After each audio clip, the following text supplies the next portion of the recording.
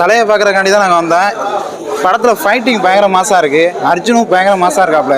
தலையை பார்க்கணுங்கிற ஒரே எண்ணத்துக்காண்டி தான் நான் வந்தது. படம் நல்லா இருக்குது. நான் ஒரு விஜய் ரசிகர் தான். என் பேர் அஜித் தான். படம் ரொம்ப நல்லா இருக்குது. சிறப்பாக இருக்குது. வந்து பார்க்கலாம். நிறைய பேர் படம் லேகாக இருக்குது, ஸ்லோவாக இருக்குது அப்படின்னு சொல்கிறாங்க. அது நம்ம படத்தோட ஃபைட்டிங், எனக்கு ஃபைட்டிங் தான் பிடிக்கும். அஜித்தோட ஃபைட்டிங் செம மாசாக இருக்குது. லவ் ஸ்டோரியும் பயங்கரமாக இருக்குது. படம் பயங்கரமாக தான் இருக்குது. எனக்கு பிடிச்சிருக்கு. படம் நல்லா தான் இருக்குது. மியூசிக் ஆக்ஷன் எப்படி போச்சு? மியூசிக் பயங்கர மாசாக இருக்குது. மியூசிக்லாம் பாட்டு படத்துலேயே பார்த்துருப்பியா, டான்ஸை பார்த்துருப்பியா, பயங்கரமாக இருந்துச்சு.